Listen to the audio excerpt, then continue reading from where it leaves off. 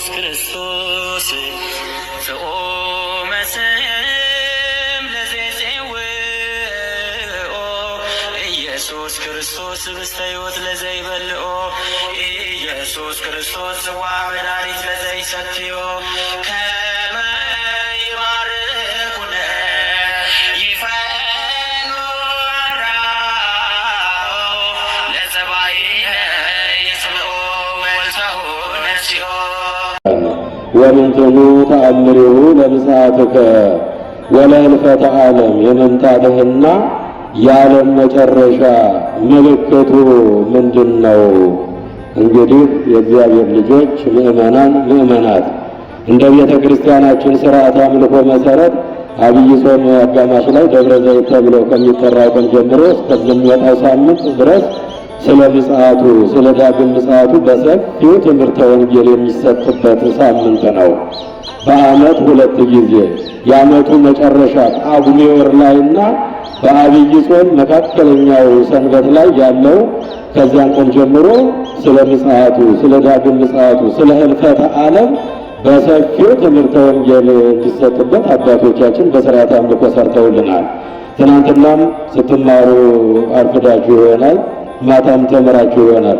ግን የእግዚአብሔር ቃል ሁሌም አዲስ ነውና በዚሁ ቃል እንማራለን። ወምንትኑ ተአምሪሁ ለምጽአትከ ወለህልፈተ ዓለም ጌታ ሆይ የመምጣትህና የዓለም መጨረሻ ምልክቱ ምንድን ነው? ከኔ ጋር በሉ እስቲ ጌታ ሆይ በሉ።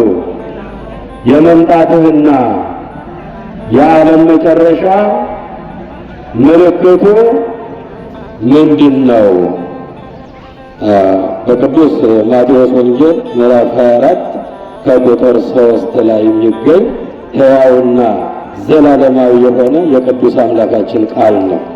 የመምጣትህና የዓለም መጨረሻ ምልክቱ ምንድን ነው? ይህን ቃል የተናገሩ አባቶቻችን ቅዱሳን ሐዋርያት ናቸው። ጌታ ሆይ ዙሩ፣ ወንጌለ መንግሥትን አስተምሩ፣ እስከ ምድር ዳርቻ ምስክሮቼ ትሆናላችሁ። ሁሩ ወመሃሩ ውስተ ኩሉ ምድር ወስብኩ ወንጌለ ለኩሉ ፍጥረት። ወደ ምድር ዳርቻ ሁሉ ሂዱ፣ ወንጌልን ለፍጥረት ሁሉ ስበኩ ብለህ አዘኸናል። ስለ ምጽአትህ ምን ብለን እንናገር? ምልክቱ ምንድን ነው? የመምጣትህና የዓለም መጨረሻ ምልክቱ ምን ይሆናል? እባክህ ንገረን ብለው ሐዋርያት አባቶቻችን ክርስቶስ ኢየሱስን ጠየቁት። እየሰማችሁ ነው?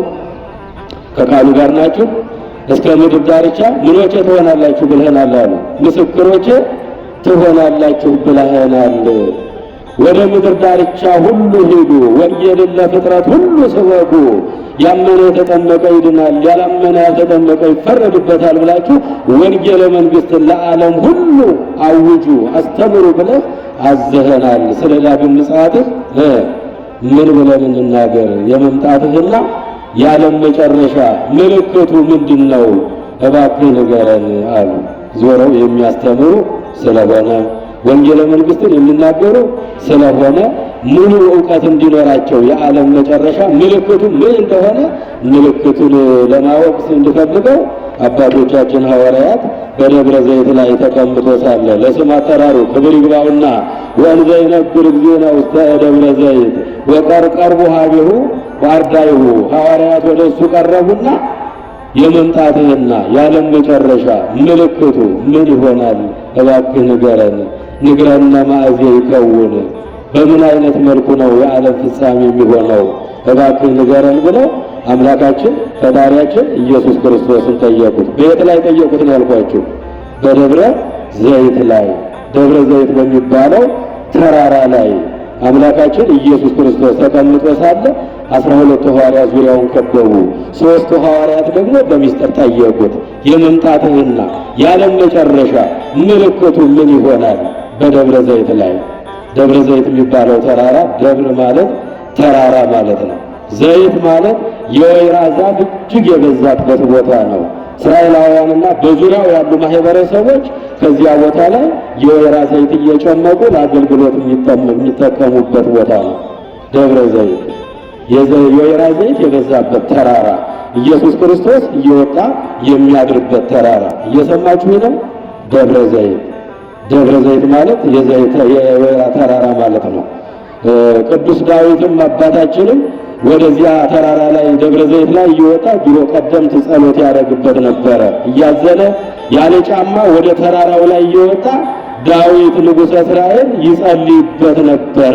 ሁለተኛ ሳሙኤል ምዕራፍ 15 ቁጥር 30 ላይ አምላኬ አምላኬ ነጽረኒ ወለምን ታደገኒ፣ አምላኬ አምላኬ ተመልከተኝ ለምን ታውከኝ እያለ ዳዊት በበደለ ጊዜ ከእግዚአብሔር በራቀ ጊዜ እንባውን እያፈሰሰ ደረቱን እያደቆሰ በደብረ ዘይት በተራራው ላይ ይጸልይበት ነበረ። ሱባኤ ይዝበት የነበረ ተራራ ነው። የእግዚአብሔር ልጆች ምእመናን፣ የዓለም መጨረሻና ዳግም ምጽአቱም የተነገረበት ቅዱስ የሆነ ተራራ ነው። ማቴዎስ ወንጌል ምዕራፍ 24 ቁጥር 3 ላይ ሐዋርያት ተሰብስበው በእግሩ ስር ሆነው የጠየቁት በደብረ ዘይት ላይ ተቀምጦ ሳለ ነው። የሐዋርያት ሥራ የማቴዎስ ወንጌል ምዕራፍ 24 ቁጥር 3 ላይ የዓለም መጨረሻ ዳግም ምጽአት የተነገረበት ቦታ ስለሆነ የተቀደሰ ተራራ ነው።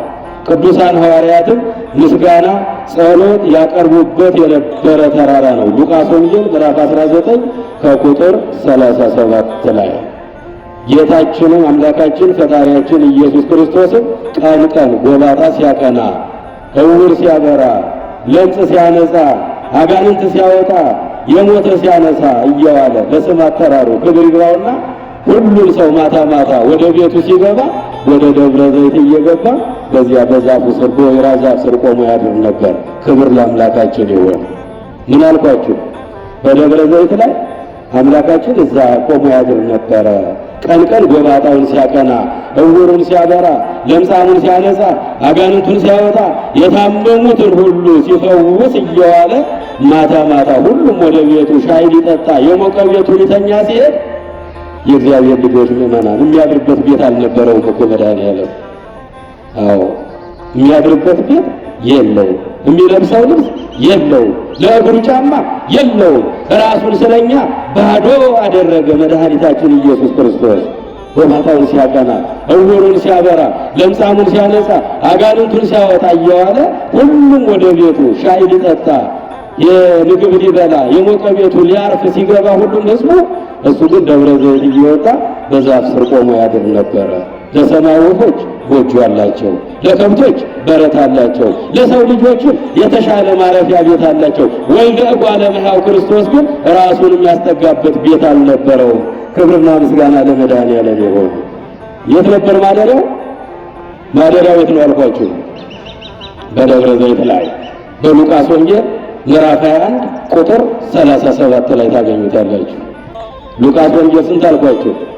ምዕራፍ 21 ቁጥር 37 ላይ ቀን ቀን ጎባጣ ሲያቀና በመቅደሱ ዙሪያ የታወሩትን፣ አንካሶችን፣ ልምሾችን፣ ዲዳዎችን፣ አጋንንት ያደሩባቸውን እየሰበሰቡ በመቅደሱ ዙሪያ ያስቀምጧቸው ነበረ። መድኃኒታችን ከተራራው ላይ ይወርድና ሁሉንም ይፈውሳቸው ነበረ። በሽተኛ ሲፈውስ ይውላል፣ ጎባጣ ሲያቀና ይውላል። ሁሉም ወደ ቤቱ ጤናውን አግኝቶ ሲገባ እሱ ግን ደብረ ዘይት የሚባል ተራራ ላይ እየወጣ በዛፍ ስር ቆሞ ይጸልይ ነበረ። ለሰማይ ወፎች ጎጆ አላቸው፣ ለከብቶች ማደሪያ በረት አላቸው፣ ለሰው ልጆች ማረፊያ መጠጊያ ቤት አላቸው። ወልደ እጓለ እመሕያው ክርስቶስ ራሱን የሚያስጠጋበት ቤት የለውም። የእግዚአብሔር ልጆች ራሱን ባዶ አደረገ ስለኛ። ታርዞ አለበሰን፣ ተርቦ መገበን፣ ቆስሎ ፈወሰን፣ ተዋርዶ አከበረን። አምላካችን ሞቶ ለኛ ሕይወት ሰጠን። ክብርና ምስጋና ለመድኃኒዓለም ይሁን። የሚያርፍበት ቤት የለውም። 33 ዓመት በዚህ ምድር ላይ ሲኖር ማረፊያ ቤት የለውም። ማረፊያ የት ነው? ደብረ ዘይት። የት ነው? በዛፍ ስር ቆሞ ያድር ነበረ። ስለዚህ ተራራው ተቀድሷል። መድኃኒታችን ኢየሱስ ክርስቶስ እግሩ የቆመበት ቦታ የጸለየበት ቦታ ነው ማለት ነው። ቀን ቀን በሽተኛ ሲፈውስ፣ ጎባጣ ሲያቀና እየዋለ ማታ ማታ በደብረ ዘይት በዛፍ ስር ቆሞ ያድር ነበረ። በመጨረሻ ሚስጥረ ዕርገቱን የተፈጸመበት ተራራ ነው። የሐዋርያት ሥራ ምዕራፍ 1 ቁጥር 13 ላይ አባታችን አምላካችን መድኃኒታችን ኢየሱስ ክርስቶስ በክብር በውዳሴ በቅዳሴ በምስጋና ወደ ሰማይ ያረገበት ቦታ ያ ቦታ ነው። አባቶቻችን ሐዋርያት መቼ ትመጣለህ? የመምጣትህና የዓለም መጨረሻ ምልክቱ ምንድነው? ንግረነ መዓዜ ይከውን፣ መቼ ነው የሚሆነው? እባክህ ንገረን እያሉ ሐዋርያት አምላካቸውን የጠየቁበት ስፍራ ነው። የእግዚአብሔር ልጆች ምእመናን፣ መጽሐፍት የተናገሩት ሁሉ ተፈጽሟል። ይወርዳል ይወለዳል ብለው መጽሐፍት ተናገሩ። ነቢያት ተናገሩ፣ ዞረው አስተማሩ፣ ጮኹ፣ ሰበኩ። ወረደ ተወለደ መድኃኔዓለም። ይሰደዳል አሉ፣ ተሰደደ። ይራባል ይጠማል አሉ፣ ተራበ ተጠማ። ከመ እንተ ብእሲ ለፀዊም በውስተ ገዳም ሀደረ እምኀበ ዲያብሎስ ተመከረ በኃይለ መለኮቱ መለኳንንተ ጽልመት ሰዓረ። እንደ ሰው ለመጾም ወደ ገዳመ ቆሮንቶስ ገባ። ጾመ ጸለየ፣ ተራበ ተጠማ። በአምላክነቱ ኃይል የጨለማውን ኃይል ሰይጣንን ዲያብሎስን አሳፈረ። መድኃኔዓለም ይራባል ተብሎ የተነገረው ይፈጸም ዘንድ ተራበ ተጠማ። ይሰደዳል አሉ፣ ተሰደደ። ልብሱን ይገፈፋል አሉ፣ ተገፈፈ። ይታሰራል አሉ፣ ታሰረ። የእግዚአብሔር ልጆች ምእመናን፣ ልብሱን ይገፋል አሉ፣ ተገፈፈ። ይታሰራል አሉ፣ እጁን እግሩን ታሰረ። በቀኖት ይወጋል አሉ፣ ተቸነከረ። የሸዋ አክሊል ደፋ፣ መስቀል ላይ ዋለ፣ ሥጋውን ቆረሰ፣ ደሙን አፈሰሰ። ሞትን ድል አድርጎ ይነሳል አሉ። ሞትን ድል አድርጎ መድኃኔዓለም ተነሳ። በ40 ቀኑ ያርጋል ብሎ መጽሐፍ በተናገሩት መሰረት በ40 ቀኑ በክብር አረገ። የሚቀረው ዳግም ምጽአቱ ነው። የመምጣትህና የዓለም መጨረሻው ምልክቱ ምን ይሆናል? እባክህ ንገረን ብለው አባቶቻችን ሐዋርያት አምላካቸው ኢየሱስ ክርስቶስን የጠየቁበት ስፍራ ነው። እየሰማችሁ ነው? ከቃሉ ጋር ናችሁ? ልዑል እግዚአብሔር ከሁላችን ጋር ይሁን። ነቢያት የተናገሩት ሁሉ ተፈጽሟል። ወረደ፣ ተወለደ፣ ተሰደደ፣ ተራበ፣ ተጠማ፣ ጾመ፣ ጸለየ፣ ይጠመቃል አሉ። በእደ ዮሐንስ በማየ ዮርዳኖስ ራሱን ዝቅ አድርጎ በባሪያው እጅ ተጠመቀ። የዕዳ ደብዳቤያችንን ፋቀ። መድኃኒታችን ኢየሱስ ክርስቶስ ስለኛ እጆቹን እግሮቹን ታሰረ፣ ስለኛ ልብሱን ተገፈፈ፣ ስለኛ በችንካር ተመታ፣ በጦር ተወጋ፣ የሸዋ አክሊል ደፋ። ያን መራራ ሞት ስለኛ ሞተ፣ ሥጋውን ቆረሰ፣ ደሙን አፈሰሰ፣ ወደ መቃብር ወረደ። በሦስተኛው ቀን ሞትን ድል አድርጎ መቃብር ክፈቱ መግነዙን ፍቱልኝ ሳይል በክብር ተነሳ። ሞትን ይሽረው ዘንድ ሞተ፣ ሙታንን ያድናቸው ዘንድ ሞተ። አያችሁ እግዚአብሔር ልጆች፣ ያርጋል ብለው መጽሐፍ ተናግረው ነበረ። በክብር አረገ። አሁን የሚቀረው ዳግም ምጽአቱ ነው። የመምጣትህና የዓለም መጨረሻ ምልክቱ ምንድነው የሚሆነው? እባክህ ንገረን አሉት ሐዋርያት። ወንዘ ይነብር እግዚእነ ውስተ ደብረ ዘይት ቀርቡ ኀቤሁ አርዳኢሁ። ደብረ ዘይት ላይ ተቀምጦ ሳለ ቅዱሳን ሐዋርያት ወደ እርሱ ቀረቡና የመምጣትህና የዓለም መጨረሻ ምልክቱ ምንድነው? እባክህ ንገረን አሉት። ክብር ይግባውና አምላካችን በመጨረሻው ጊዜ የሚሆነውን በዝርዝር አስቀመጠላቸው። የእግዚአብሔር ልጆች ወደ 10-15 ቃላቶችን ነገራቸው። የመጀመሪያው ማንም እንዳያስታችሁ ተጠንቀቁ በሉ። ማንም እንዳያስታችሁ ተጠንቀቁ አለ መድኃኔዓለም ኢየሱስ ክርስቶስ። ይህንን ወንጌለ መንግሥት ለዓለም ስበኩ፣ ዞራችሁ አስተምሩ። የመጨረሻው ጊዜ የመምጫ ጊዜ ሲደርስ ምልክቱ ብዙ አሳሳቾች ይመጣሉ። ማንም እንዳያስታችሁ ተጠንቀቁ። ቁጥር 4 ላይ ማቴዎስ ወንጌል 24 ከቁጥር 4 ላይ የምናገኘው ነው። ማንም እንዳያስታችሁ ተጠንቀቁ፣ ጸንታችሁ ጠብቁ። ማንም እንዳያስታችሁ ተጠንቀቁ። ብዙዎች እኔ ክርስቶስ ነኝ እያሉ በስሜ ይመጣሉ። ይሄ ምልክቱ ይሄ የእግዚአብሔር ልጆች ዛሬ ሃይማኖቱ ስፍር ቁጥር የለውም አይደለም? ሃይማኖት ስንት ነው? ጥምቀት ስንት ነው? ጥምቀት አንድ ነው። ሃይማኖት አንድ ነው። እግዚአብሔር አንድ ነው። ዛሬ ግን አዳራሹ በጣም ብዙ ነው። የእግዚአብሔር ልጆች ስፍር ቁጥር የለውም። ማንም እንዳያስታችሁ ተጠንቀቁ። ራሳችሁን ጠብቁ፣ በእምነት ጸንታችሁ ጠብቁ። ብዙዎች እኔ ክርስቶስ ነኝ እያሉ ይመጣሉ። በሶስተኛ ደረጃ ጦርነትንና የጦርነትን ወሬ ትሰሙ ዘንድ አላችሁ። ይሄ እኮ የመለኮት ቃል ነው። የዛሬ 2000 ዓመት ለስም አጠራሩ ክብር ይግባውና በደብረ ዘይት ላይ ተቀምጦ አባቶች ሐዋርያት የመጨረሻው ዘመን ምልክቱ ምንድነው የሚሆነው? ንግረነ ማእዜ ይከውን። እባክህ እንዴት ነው የሚሆነው? አመጣጥስ እንዴት ነው? ምልክቶቹስ ምንድናቸው? እባክህ ንገረን አሉ። የመጨረሻው ጊዜ ጦርነትንና የጦርነቱን ወሬ ትሰሙ ዘንድ አላችሁ። ዛሬ ሰላም አለ፣ እግዚአብሔር ልጆች ሰላም አለ፣ ፍቅር አለ። ሁሉም ጦርነት ነው። ጎረቤት ከጎረቤት ጦርነት ነው። ሀገር ከሀገር ጋር ጦርነት ነው። መንግስት በመንግስት ላይ፣ ቤተሰብ በቤተሰቡ ላይ፣ ሁሉም በሁሉ ላይ የተነሳበት፣ ወንድም በወንድሙ ላይ የተነሳበት እጅግ አስቸጋሪ አስጨናቂ ዘመን ነው። ምልክት ይሆናችኋል። የመምጫ ጊዜ ሲደርስ ይሄ ምልክት ይሆናችሁ። ጦርነቱንና የጦርነቱን ወሬ በየቦታው ትሰማላችሁ። ያን ጊዜ ተጠንቀቁ። እስከ መጨረሻው በእምነታችሁ ጽኑ። እስከ መጨረሻው በእምነቱ የጸና እርሱ ይድናል አለ። ለስም አጠራሩ ክብር ይግባውና እስከ መጨረሻው በእምነት መጽናት ያስፈልጋል። ብዙ የሚያሳስት ነገር ይመጣል። አሁንም መጥቷል፣ ወደፊትም ይመጣል። የእግዚአብሔር ልጆች ጦርነትንና በሶስተኛ ደረጃ የጦርነቱን ወሬ ትሰሙ ዘንድ አላችሁ። ሕዝብ በሕዝብ ላይ፣ መንግስት በመንግስት ላይ፣ ሀገር በሀገር ላይ፣ ወንድም በወንድም ላይ፣ ጎረቤት በጎረቤት ላይ ይነሳል። ይሄ ምልክት ይሆናችኋል። ዛሬ ወንድማማች እየተጋደለ አይደል? እግዚአብሔር ልጆች እውነቱን እንነጋገር አይደለ? ጦርነት የለም በሀገራችን። ጠላት ገብቷል። የውጭ ወራሪ መጥቷል። አልመጣም። ወንድም በወንድሙ ላይ ይነሳል። ወንድም ወንድሙን እኮ እየገደለ ነው ያለው። ወንድም ወንድሙን እየወጋ ነው ያለው። ጦርነቱንና የጦርነቱን ወሬ ትሰሙ ዘንድ አላችሁ።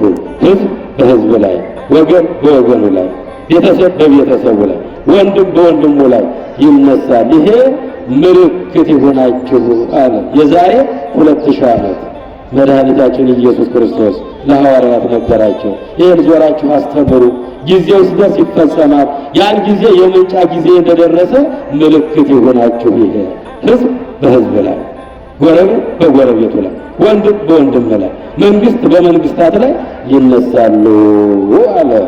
ቁጥር 7 ላይ የእግዚአብሔር ልጆች ምዕመናን፣ በአምስተኛ ደረጃ ረሃብ፣ ቸነፈር፣ ድርቅ ይመጣል። ይሄ ምልክት ይሆናችሁ። ረሃብ፣ ቸነፈር፣ ድርቅ፣ ጦርነት፣ እነዚህ ሁሉ የመምጫ ጊዜ ሲደርስ ይፈጸማሉ። ምልክት ይሆናችሁ። ረሃብ የለም የእግዚአብሔር ልጆች። ረሃብ እኮ ክፉ ነው። ረሃብ ክፉ ነው። እምነ ረሃብ ይሄ ይስቱናት አሉ አባቶቻችን ሐዋርያት። እምነ ረሃብ ይሄ ይስቱናት፣ በረሃብ ከመሞት በሰይፍ መሞት ይሻላል አሉ። ሰይፍ አንዴ ይገላገላል፣ በ5 ደቂቃ በ3 ደቂቃ። ረሃብ ደግሞ አንገላቶ አሰቃይቶ ይገላል። የእግዚአብሔር ልጆች ምዕመናን፣ እምነ ረሃብ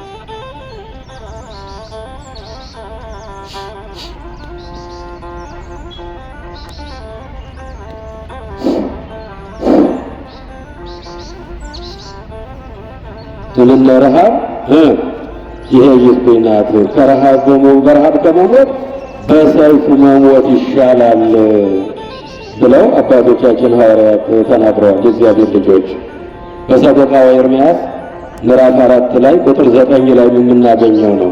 በረሃብ ከመሞት በሰይፍ መሞት ይሻላል። ረሃብ ያንገላታል፣ ረሃብ ያሰቅቃል፣ ረሃብ ያጠወልጋል። ቆዳችን ከአጥንታችን ጋር እንዲጣበቅ ያደርጋል። በአንድ ቀን አይወስደንም። ጦርነት ግን በአንድ ጊዜ ይጨርሰናል። ከረሃብ ይልቅ ጦርነት ይሻላል፣ በጦር መሞት ይሻላል ብለው አባቶቻችን ሐዋርያትን ተናገሩ። ለሰቆቃወ ኤርምያስ ነቢዩ ኤርምያስም ተናግሯል። በሰቆቃወ ኤርምያስ 4ኛው ምዕራፍ ላይ በረሃብ ከመሞት በሰይፍ መሞት ይሻላል። ረሃብ ይሆናል፣ ጦርነት ይሆናል፣ ቸነፈር ይሆናል፣ ድርቅ ይሆናል። የማይድኑ በሽታዎች ይመጣሉ። የማይድኑ በሽታዎች ተፈራርቀዋል በምድራችን ላይ። እየሰማችሁ ነው እግዚአብሔር ልጆች? በምን ያስተምረን እግዚአብሔር? እግዚአብሔር በአንድም በሌላም እየመከረን ነው፣ እያስተማረን ነው፣ እየገሰጸን ነው። እኛ ግን መስማት አልቻልንም። መስማት ትሰማላችሁ አታስተውሉትም፣ ማየት ታያላችሁ አትመለከቱትም። ትንቢተ ኢሳይያስ ምዕራፍ 6ኛው ምዕራፍ ላይ ረሃብ፣ ቸነፈር፣ የማይድኑ በሽታዎች እነዚህ ሁሉ ምልክት የሆኗችሁ ረሃብ፣ ድርቅ፣ ቸነፈር ይሆናል። ያን ጊዜ ተጠንቀቁ፣ የመምጫ ጊዜ እንደደረሰ ወቁ። እስከ መጨረሻው የጸና እርሱ ይድናል አለ። ለስም አጠራሩ ክብር ይግባውና የምድር መንቀጥቀጥ ይሆናል አለ። ባለፉት ዓመታት ምድር እንደ ገቤቴ ውሃ ስትዋልል ነበረ። አሁን ትንሽ ተወት አድርጓል መሰለኝ፣ ግን አሳይቶናል። ምልክት ይሆናችሁ ብሎናል መድኃኒታችን። የምድር መንቀጥቀጥ ይሆናል፣ ይሄ ምልክት ይሆናችሁ፣ ይሄንን ለዓለም ንገሩ፣ ይሄን ወንጌል አስተምሩ ብሎ አምላካችን የነገራቸው ይሄንን ነው። የእግዚአብሔር ልጆች በሰባተኛ ደረጃ ያን ጊዜ ለመከራ አሳልፈው ይሰጧችኋል። ለመከራ፣ ለፈተና፣ ለእስራት፣ ለግርፋት፣ ለሞት አሳልፈው ይሰጧችኋል። ያን ጊዜ በሃይማኖታችሁ ጽኑ፣ ምልክት ይሆናችሁ ይሄ። ያን ጊዜ ለመከራ፣ ለፈተና፣ ለእስራት፣ ለግርፋት አሳልፈው ይሰጧችኋል። ምልክቱ ይሄ ይሆናችሁ። ሰው በሰው ላይ ይጨክናል፣ ሕዝብ በሕዝብ ላይ ይጨክናል፣ ወገን በወገኑ ላይ ይጨክናል፣ ወንድም በወንድሙ ላይ ይጨክናል። ያን ጊዜ ለመከራ አሳልፈው ይሰጧችኋል።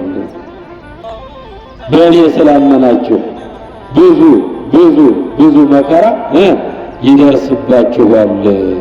እስከ መጨረሻው የጸና እርሱ ይድናል። እስከ መጨረሻው መጽናት ነው የሚያስፈልገው። በሃይማኖት እስከ መጨረሻው መጽናት ነው። እግዚአብሔር ልጆች ወኩን መሃይምነ እስከ ለሞት ወእሁበከ አክሊለ ሕይወት አለ ዮሐንስ በራእዩ ምዕራፍ 2 ላይ እስከ ሞት ድረስ የታመንክ ሁን የሕይወትን አክሊል እሰጥሃለሁና። ዘላለማዊ ሕይወት ለማግኘት ዘላለማዊ መንግሥቱን ለመውረስ እስከ መጨረሻው በምን መጽናት ነው? በሃይማኖት መጽናት ነው። በሃይማኖት መጽናት ነው። እግዚአብሔርን ማመን ነው። ንፋሱ እንዳይወስደን፣ ወጀቡ እንዳይወስደን፣ ማዕበሉ ሞገዱ እንዳይወስደን የእግዚአብሔር ልጆች ይሄ ሁሉ እንደሚሆን የዛሬ 2000 ዓመት አምላካችን ኢየሱስ ክርስቶስ ነግሮናል። ያን ጊዜ ለመከራ አሳልፈው ይሰጧችኋል፣ እስከ መጨረሻው ግን በእምነታችሁ ጽኑ ብላችሁ አስተምሩ አለ ጌታችን።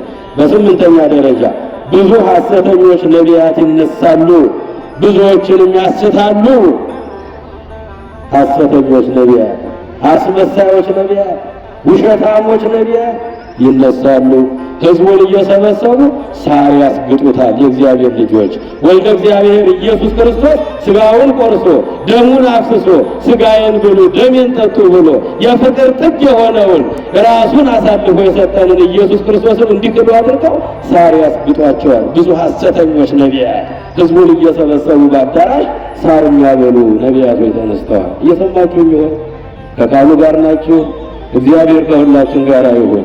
የልቦናችን እንደ እጅ ክፈትልን፣ እስከ መጨረሻው በእምነት ያጽናን። ብዙ ሐሰተኞች ነቢያት ምን ይላሉ አለ? ይነሳሉ፣ ብዙ ብዙ ሰዎችንም ያስታሉ። አዳራሹ ሞልቷል እኮ ሳር ሲግጡ አይታችኋቸው? ግን እግዚአብሔር ልጆች ያየሁትን ነው የምነግራችሁ። ሳር የሚያስግጡ ነቢያትን እንባዮች፣ በነቢያት ስም የተነሱ በክርስቶስ ስም የተነሱ አስመሳዮች፣ ውሸታሞች ሕዝቡን በአዳራሽ ሰብስበው እንደ ከብት ሳር ያበሉታል። የእግዚአብሔር ልጆች ብዙ ሐሰተኞች ነቢያት ይነሳሉ። ያን ጊዜ ጊዜው እንደደረሰ ወቁ፣ ተጠንቀቁ። እስከ መጨረሻው የጸና እርሱ ይድናል አለ። እስከ መጨረሻው በሃይማኖታችን እንጽና። እስከ ሞት ድረስ የታመንክ ሁን የሕይወትን አክሊል እሰጥሃለሁና። እስከ ሞት ድረስ መታመን ነው። ወልዶ ሄደ። በተዋህዶ የከበረ ሰውን ወዶ ሰው የሆነ ዓለምን ለሚያዳን ከሰማይ የወረደ እግዚአብሔር ፈጣሪ እግዚአብሔር አምላኬ ብሎ በአምላክ መታመን በእሱ መደገፍ ይሻላል። የእግዚአብሔር ልጆች ገና ከዚህ የባሰ ነገር እናያለን። ትንሽ ከሰነበትን እድሜ ከሰጠን ገና የባሱ ነገሮች ይመጣሉ። ብዙ ሐሰተኞች ነቢያት ይነሳሉ፣ ብዙ ሰዎችን ያስታሉ። ብዙዎች እየሳቱ ነው። ማንም በሃይማኖት የቆመ የሚመስለው ሰው ቢኖር እንዳይወድቅ ይጠንቀቃል። ቅዱስ ጳውሎስ ብርሃነ ዓለም ቀኖቹ ክፉ ናቸውና ብዙ ምልክት የሚታይበት ዘመን ነውና ማንም ሃይማኖት አለኝ ብሎ በሃይማኖት የቆመ ሰው እንዳይወድቅ እሱ ይጠንቀቅ። ቀኖቹ ክፉ ናቸው፣ ጊዜው ክፉ ነውና ጊዜው ክፉ ነውና። ያለ ሃይማኖት ያለ እምነት እግዚአብሔር ማግኘት ይቻላል? ያለ ሃይማኖት ያለ እምነት እግዚአብሔርን ደስ ማሰኘት አይቻልም። መሰረቱ እምነት ነው። በእምነት ላይ ቆመን ነው በጎ ስራዎች የሚሰሩት፣ ስነ ምግባራት የሚሰሩት በሃይማኖት ጸንተን ነው። ሃይማኖት ያለ በጎ ስራ፣ በጎ ስራ ያለ ሃይማኖት የሞተች ናት፣ ጥቅም የላትም። ብዙ ሐሰተኞች ነቢያት ይነሳሉ፣ ብዙ ሰዎችንም ያስታሉ። በቀን እንኳን 1000-2000 ሰው እየወጣ ነው። ያለን ይመስለናል። እግዚአብሔር ልጅ ያለን ይመስለናል አይደል?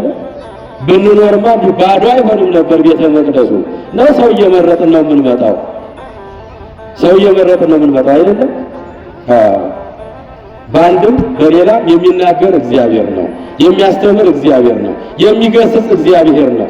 ሰው ይመጣል፣ እከሌ የሚባል ይመጣል፣ አንድ ታዋቂ ሰባኪ ይመጣል ሲባል ግልብጥ ብሎ ወጣቱ ይመጣል። ሌላ ጊዜ ደግሞ ጭልጥ ብሎ ግሮሰሪ ውስጥ ይገባል። በጣም እናዝናለን። በእውነት ሰው ተከታይ አንሆን፣ እግዚአብሔርን ተከታይ እንሆን። ሰው አዋቂ አንሆን፣ እግዚአብሔር ብቻ ይወቀን። የእግዚአብሔር ልጆች ሁሌም የሚፈሰው የእግዚአብሔር ቃል ነው። ወንጌለ መንግሥቱ ነው። ብዙ ሐሰተኞች ነቢያት ይነሳሉ፣ ብዙዎችንም ያስታሉ። ብዙዎች እየሳቱ ነው፣ ብዙዎች እየወጡ ነው ከመቅደሱ መጥተው ስለማይሰሙ እውነትን ከሐሰት ጽድቅን ከኃጢአት ብርሃንን ከጨለማ ክፉን ከደጉ ለይተው ስለማያውቁ በየመንገዱ እየተወተቱ ወደ አዳራሽ እየገቡ ነው። ማንም እንዳያስታችሁ ተጠንቀቁ። ብዙ ሐሰተኞች ነቢያት ይነሳሉ፣ ብዙዎችንም ያስታሉ አለ። በስም አጠራሩ ክብርና ምስጋና አምላካችን ይድረሰውና ያን ጊዜ ብዙ ሰዎች ሃይማኖታቸውን ይለውጣሉ። ምልክት ይሆናችሁ። ብዙ ሰዎች ሃይማኖታቸውን ይለውጣሉ፣ እኔን ይክዳሉ፣ ሌላ ቦታ ይገኛሉ።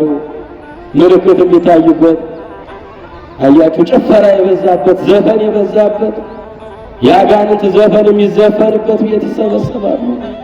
ብዙዎች ሃይማኖታቸውን ይክዳሉ። ያን ጊዜ ብዙ ሰዎች ሃይማኖታቸውን ይለውጣሉ። እስከ መጨረሻው የጸና እርሱ ይድናል ብላችሁ ወንጌለ መንግሥቴን አስተምሩ አላቸው። እስከ መጨረሻው መጽናት አለብን። እስከ መጨረሻው በሃይማኖት በእምነት መጽናት፣ በቤቱ መጽናት አለብን። የእግዚአብሔር ልጆች እዚህም እዛም ስለረገጥ ሰላም አናገኝም፣ በረከት አናገኝም፣ እረፍት አናገኝም፣ መረጋጋት አናገኝም። ሰላም ያጣ ሰው ወደዚህ ይምጣ። እኔ ሰላሜን እሰጣችኋለሁ፣ እኔ ሰላሜን እተውላችኋለሁ። እኔ የምሰጣችሁ ሰላም ዓለም እንደሚሰጠው አይደለም። የዓለም ሰላም የውሸት ነው። እኔ የምሰጣችሁ ሰላም የእውነት ነው፣ የዘላለም ነው። እኔ ሰላሜን እሰጣችኋለሁ፣ እኔ ሰላሜን እተውላችኋለሁ። ሰላም ያጣችሁ ወደ እኔ ኑ። እኔ የምሰጣችሁ ሰላም የውሸት አይደለም፣ የዘላለም ነው። እረፍት የሚገኘው መረጋጋት የሚገኘው ሰላም የሚገኘው በየቤተ እምነቱ በመዞር አይደለም። የእግዚአብሔር ልጆች እዚህ ጸንተን እንጠብቀው። ወልድ ዋሕድ ኢየሱስ ክርስቶስን እዚህ ጸንተን እንጠብቀው። እስከ መጨረሻው የጸና እርሱ ይድናል። እስከ መጨረሻው በሃይማኖት በእምነት መጽናት ያስፈልጋል። ያን ጊዜ ብዙ ሰዎች ሃይማኖታቸውን ይለውጣሉ። ያን ጊዜ ከሰው ልጆች ፍቅር ይጠፋል። ምልክት ይሆናችሁ። ቤተሰብ በቤተሰቡ ፍቅር የለውም፣ ጎረቤት ከጎረቤቱ ፍቅር የለውም፣ ባልንጀራ ከባልንጀራ ፍቅር የለውም። ፍቅር ይጠፋል። ከሰው ልጆች ፍቅር ፈጽሞ ይጠፋል። የሽንገላ ከንፈር ይበዛል። የውሸት ፍቅር ይጠፋል። ያን ጊዜ ከሰው ልጆች ሁሉ ፍቅር ይጠፋል። በ11ኛ ደረጃ ይህ የመንግስት ወንጌል በሁሉም ስፍራ ይሰበካል አለ። ለፍርድ ነው። ባልሰማችሁ ባላወቃችሁ ኃጢአት ባልሆነባችሁ፣ እያወቃችሁ እየሰማችሁ ኃጢአትን ለምትሰሯት ለእናንተ ወዮላችሁ አለ። ለስም አጠራሩ ክብር ይግባውና ዛሬ በየመንገዱ ወንጌል ይሰበካል። በአንድም በሌላም መንገድ ወንጌሉ እየተሰበከ ነው ያለው። አልሰማንም እንዳንል ነው፣ ምክንያት እንዳንደረድር ነው። ይሄ የመንግስት ወንጌል ያን ጊዜ በሁሉ ቦታ ይሰበካል አለ። በአሕዛብ ቤት ሳይቀር ይሰበካል። አሁን በሙስሊሞችም እየተሰበከ ነው። ተሰውት የለ ይሰበካል፣ ይነገራል። እነሱም በሚገባቸው በገባቸው ቋንቋ እናመሰጥረዋለን ይላሉ። ይሄ ማለት ይሄ ነው ይላሉ። ለፍርድ ነው። ባላወቃችሁ ባልሰማችሁ ኃጢአትና በደል ባልሆነባችሁ እያወቃችሁ ኃጢአትን ለምትሰሯት ለእናንተ ወዮላችሁ። ይህ የመንግስት ወንጌል በሁሉም ስፍራ ይሰበካል። ከሚመጣው መከራ የተነሳ ሰው ሁሉ መኖር ጠልቶ ሞትን ይመኛል። ሰምታችሁኛል? ከሚመጣው ምን የተነሳ? ከሚመጣው መከራ ከሚሆነው ነገር የተነሳ የሰው ልጆች ሁሉ ሞትን መኖር ይጠሉና ሞትን ይመኛሉ። ነገር ግን ሞትን ደግሞ አያገኙትም ይላል አምላካችን። ለስም አጠራሩ ክብር ይግባውና እየሰማችሁ ነው። ያን ጊዜ ከመከራው ብዛት የተነሳ የሰው ልጅ መኖር ይጠላና ሞት ይመኛል። በዮሐንስ ራእይ ምዕራፍ 9 ቁጥር 6 ላይ በዮሐንስ ራእይ ምዕራፍ 9 ላይ ቁጥር 6 ላይ የምታገኙት ነው። ያን ጊዜ ከመከራው ብዛት የተነሳ የሰው ልጆች ሁሉ ሞትን ይፈልጋሉ፣ ሞትን አያገኙትም፣ ወደ ሞት ይቀርባሉ፣ ሞት ከነሱ ይሸሻል። ይህ ምልክት ይሆናችሁ እስከ መጨረሻው የጸና እርሱ ይድናል ቃል አምላካችን ኢየሱስ ክርስቶስ። የእግዚአብሔር ልጆች ምእመናንና ምእመናት ከሚመጣው መከራ የተነሳ ሰው መኖር ጠልቶ ሞቱን ይመኛል። ተራራው ተንዶ በተጫነን ምድር ተከፍቶ በዋጠን የምትሉበት እጅግ አስጨናቂ ዘመን ይመጣባችኋል። ይህ ምልክት ይሆናችሁ። ተራራው ተንዶ ይህን ከምንሰማ ተራራው ተንዶ በተጫነን መሬቱ ተከፍቶ በዋጠን የምትሉበት የሚያስጨንቅ የመከራ ዘመን ይመጣባችኋል። የሰው ልጅ ከመከራው ብዛት የተነሳ መኖር ይጠላና ሞቱን ይመኛል። ነገር ግን ሞትን አያገኘውም። ወደ ሞት ይጠጋል፣ ሞት ከሱ ይሸሻል። ያን ጊዜ እስከ መጨረሻው የጸና እርሱ ይድናል። ማቴዎስ ወንጌል ምዕራፍ 24 ቁጥር 13 ላይ የተጻፈ ሕያውና ዘላለማዊ የሆነ የአምላካችን ቃል ነው። ትጉሁ እንከ እስመ የተአምሩ በአይ ሰዓት ይመጽእ እግዚእክሙ። ማቴዎስ ወንጌል 24 ቁጥር 42 ላይ ያን ጊዜ ጌታችሁ በየትኛው ሰዓት፣ በየትኛው ዕለት፣ በየትኛው ደቂቃ፣ በየትኛው ጊዜ እንደሚመጣ አታውቁትምና ትጉሁ ወጸልዩ። ትጉና ጸልዩ። ድልዋኒክሙ ሀሉ። ተዘጋጁና ኑሩ። መዘጋጀት ንስሐ መግባት ነው። ወደ እግዚአብሔር መመለስ ነው። የበደሉንን ይቅር ብለን ያስቀየምነውን ይቅርታ ጠይቀን የእግዚአብሔር ልጆች ምእመናን ሙሽራው ክርስቶስን መጠበቅ ብቻ ነው። ይመጣል መድኃኔዓለም እንደወጣ አይቀርም። ይሄ ሰው ላይ ሲወጣ ያያችሁት ነው ያሉት ሁለቱ መላእክት አባቶቻችን 12ቱ ሐዋርያት ኢየሱስ ክርስቶስ በደብረ ዘይት ላይ በሚያርግ ጊዜ እንባ እየተናነቃቸው ያዝኑ ያለቅሱ ነበረ። አባታቸው እሱ ነው፣ እናታቸው እሱ ነው። ሲታመሙ ይፈውሳቸው፣ ሲራቡም ያጎርሳቸው። አባት እናት አድርገው የሚኖሩት ኢየሱስ ክርስቶስ ነው። እሱ ወደ ላይ ወደ ሰማይ እያረገ ነው። ያን ጊዜ ሐዘን ተሰምቷቸው ቀና ብለው ሲመለከቱ ሁለቱ ቅዱሳን መላእክት እናንተ የገሊላ ሰዎች ወደ ላይ ቀና ብላችሁ ለምን ትመለከታላችሁ? ይሄ ወደ ሰማይ ሲወጣ ያያችሁ ተመልሶ ለፍርድ ይመጣል አሉ። ለፍርድ ይመጣል። የእግዚአብሔር ልጆች ምእመናን የሚመጣው ደግሞ ለፍርድ ነው። አምላካችን ኢየሱስ ክርስቶስ ለፍርድ ነው የሚመጣው። ያቺ ቀን እጅግ የምታስደስት የምታሳዝን ጊዜ ናት። ያቺ ቀን ዛሬ ያለቀሱ ሰዎች የሚስቁባት፣ ዛሬ የተራቡ ሰዎች የሚጠግቡባት፣ ዛሬ አንገታቸውን የደፉ ሰዎች ቀና የሚሉባት፣ ዛሬ ያስለቀሱ እነዚያን ጊዜ የሚያለቅሱባት ቀን ናት። ዛሬ ያሳዘኑ ሰዎች ነገ የሚያዝኑባት ቀን ናት። ያቺ ቀን ሁለት አይነት ስሜት ያላት ናት። የእግዚአብሔር ልጆች ለኃጢአተኞች ሊፈርድባቸው እንደ ሥራቸው ዋጋቸው ሊከፍላቸው የሚመጣባት ቀን ናት። ዛሬ ለጾሙ ለጸለዩ መከራውን፣ ስቃዩን፣ ፈተናውን፣ ችግሩን፣ ረሃቡን፣ ቸነፈሩን ይህን ሁሉ ታግሰው ተመስገን እያሉ በእምነት ጸንተው ለኖሩ ዋጋ ሊከፍልባት የሚመጣባት ቀን ናት። መድኃኔዓለም ኢየሱስ ክርስቶስ ይመጣል፣ እንደወጣ አይቀርም። ይሄ ወደ ላይ ሲወጣ ያያችሁት ተመልሶ ዳግም ለፍርድ ይመጣል። የሐዋርያት ሥራ ምዕራፍ 1 ቁጥር 11 ላይ የምታገኙት ቃል ነው። ይሄ ሲወጣ ሲያርግ ያያችሁት ለምን ታዝናላችሁ? ለምን ታለቅሳላችሁ? ለምን ሆድ ይስባችኋል? ይሄ ሲያርግ እንዳያችሁ እንደወጣ አይቀርም፣ ተመልሶ ለፍርድ ይመጣል አሏቸው። ሁለቱ መላእክት አባቶቻችንን ሐዋርያትን አዝነው ተክዘው ባዩአቸው ጊዜ የተናገሩት ሕያውና ዘላለማዊ የአምላካችን ቃል ነው። የእግዚአብሔር ልጆች ምእመናን፣ ሰው ሞትን የሚመኝበት ከመከራው ብዛት የተነሳ በዮሐንስ ራእይ ምዕራፍ 9 ቁጥር 6 ላይ እነዚህ ሁሉ ነገሮች በሆኑ ጊዜ የመምጫ ጊዜ እንደደረሰ ወቁ፣ ተጠንቀቁ፣ እስከ መጨረሻው በእምነት ጸንታችሁ ጠብቁ ብሎ አምላካችን ይሄንን ሕያውና ዘላለማዊ የሆነ ቃሉን አምላካችን ነግሮናል፣ አስተምሮናል። የእግዚአብሔር ልጆች እንግዲህ መድኃኒታችን ሕይወታችን ኢየሱስ ክርስቶስ ይመጣል፣ እነሆ በቶሎ እመጣለሁ ነው ያለ በዮሐንስ ራእይ 22 ቁጥር 12 ላይ እየሰማችሁ ነው አላችሁ። እነሆ በሉ በቶሎ እመጣለሁ፣ አመፀኛው ያምፅ፣ እርኩሱ ይርከስ፣ ቅዱሱ ይቀደስ፣ በደለኛው ይበድል፣ ቅዱሱም ይቀደስ፣ ንጹሑም ይንጻ፣ እኔ ለእያንዳንዱ እንደ ሥራው ዋጋ ልከፍል በቶሎ እመጣለሁ። በቶሎ ምን እላለሁ አለ? በቶሎ እመጣለሁ አለ። ለምን እንደሚመጣው?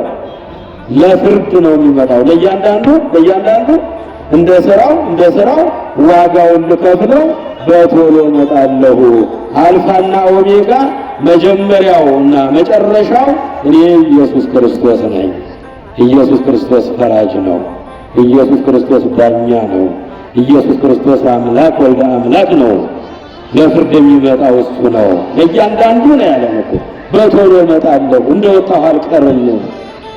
አመፀኞች ያምፁ፣ እርኩሶች ይርከሱ፣ ቅዱሶች ይቀደሱ።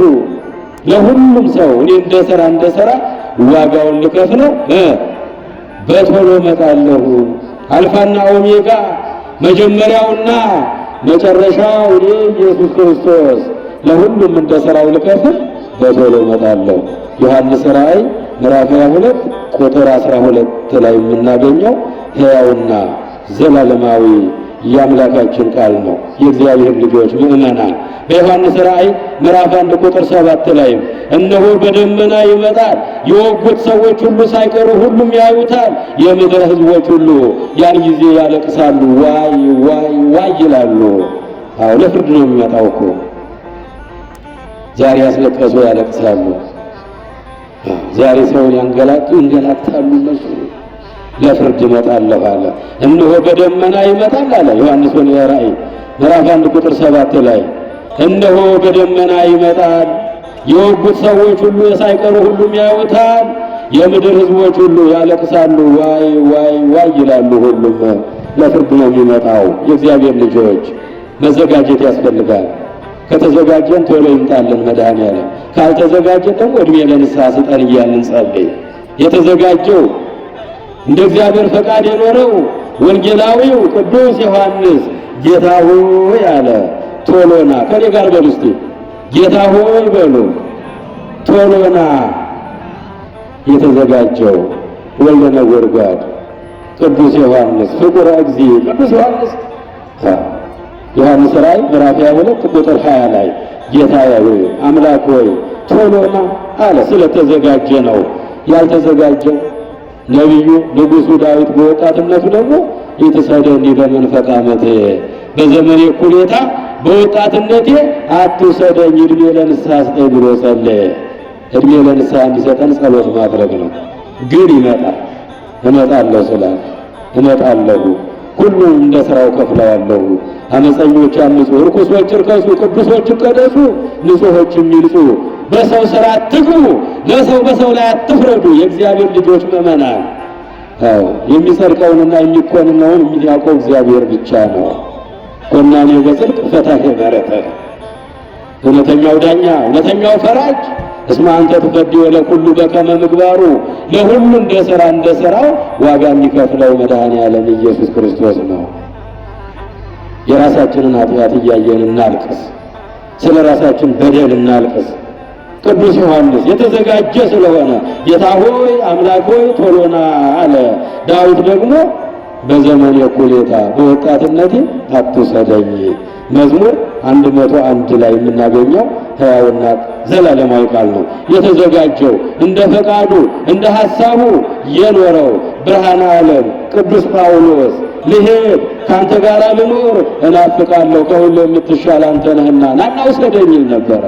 ያያችሁ እግዚአብሔር ልጆች ከተዘጋጀን ሞት አያስፈራንም። ወርቃማ ድልድይ ነው፣ ወደ ዘላለማዊ ሕይወት የሚያስገባን ነው። አሚሃ ይበሩ ጻድቃን ምስሌተ እደ እምብርሃነ ፀሐይ፣ ጻድቃን ቅዱሳን ከፀሐይ 7 እጅ አብርተው የሚኖሩበት ዓለም እኮ ነው። እዛ እኮ ረሃብ የለ፣ ቸነፈር የለ፣ ጦርነት የለ፣ ስደት የለ፣ ክፋት የለ። የእግዚአብሔር ልጆች ጌታ ሆይ ቶሎና እንበላ። ንስሐ ገብተን እንጠብቀው፣ ተዘጋጅተን እንጠብቀው። እንደ 5ቱ ደናግል እንደ 5ቱ ጠባባት እንደ ሰነፎቹ ሳይሆን እንደ ጠቢባኑ እንደ 5ቱ ጠባባት መብራታችንን አብርተን ዘይታችንን ይዘን ነጩን ልብሳችንን ለብሰን ጌታ ሆይ ቶሎና እንበለው። ይምጣ እንጂ ሙሽራውማ ይምጣ እንጂ። የእግዚአብሔር ልጆች አይሻልም እንዴ? ተባልተን ከምናልቅ እውነተኛው ዳኛ ይምጣ እንጂ፣ ፈራጁ ዳኛው ለሁሉም እንደ ሥራው ዋጋ ከፋዩማ ይምጣ እንጂ። የእግዚአብሔር ልጆች እንደ 5ቱ አብዳት እንደ ሰነፎቹ በእንቅልፍ ተይዘው ዘይቱ አልቆባቸው መብራቱ ጠፍቶባቸው ሙሽራው ክርስቶስ ሲመጣ ደጁ ተዘግቶባቸው የእግዚአብሔር ልጆች ምእመናን እንደዚህ እንዳንሆን እንደ 5ቱ ጠባባት ዘይታቸውን ይዘው፣ ዘይት ፍቅር ነው። ዘይት ከሰው ጋር መዋደድ ነው። ዘይት ሰላም ነው። መብራቱ ደግሞ ሃይማኖት ነው። ሃይማኖታችንን አጽንተን እንጠብቀው እስከ መጨረሻው የጸና እርሱ ይድናል። ማቴዎስ ወንጌል 24 ቁጥር 13 ላይ 24 ቁጥር 13 ላይ፣ ማርቆስ ወንጌል 13 ቁጥር 13 ላይ፣ በሉቃስ ወንጌል ምዕራፍ 21ኛው ላይ በሦስቱም ወንጌል የምናገኘው እስከ መጨረሻው የጸና እርሱ ይድናል።